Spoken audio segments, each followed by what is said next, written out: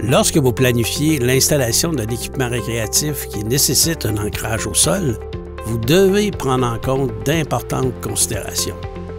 En effet, les normes canadiennes et américaines qui traitent des aires de jeu destinées au public exigent d'une part de prévoir une aire de dégagement autour de l'équipement et d'une autre part que cette surface de jeu périphérique ait des propriétés amortissantes permettant d'absorber les chocs en cas de chute.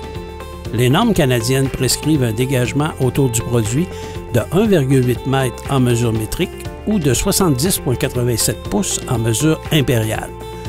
Pour ce qui est des normes américaines, c'est très ressemblant à la norme canadienne.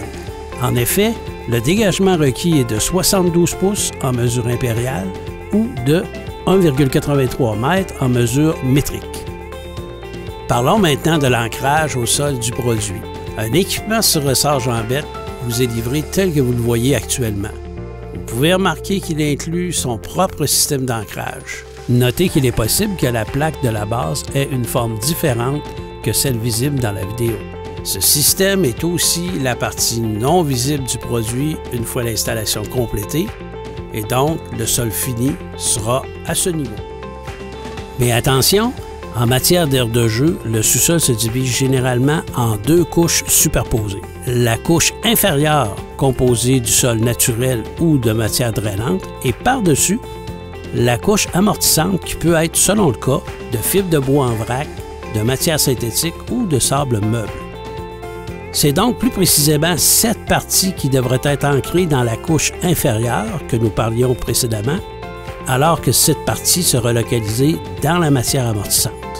On comprend bien évidemment que c'est tout cet ancrage qui stabilise le produit, qui le garde bien ancré au sol et qui permet son utilisation en toute sécurité.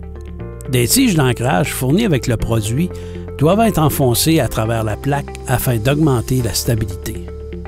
Procédons maintenant à l'installation.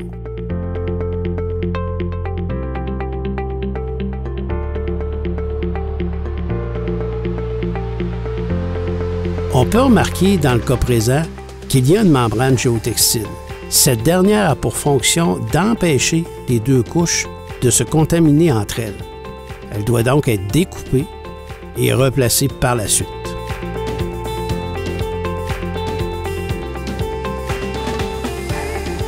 Notez que la présente démonstration a pour but de vous renseigner sur les éléments de base d'une installation d'un produit jambette de ce type.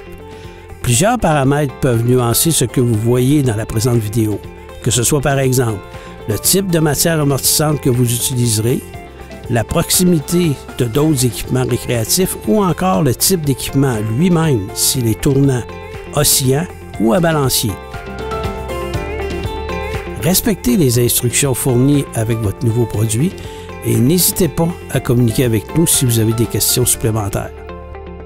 Voilà, l'installation est terminée. Nous vous souhaitons une belle expérience d'installation.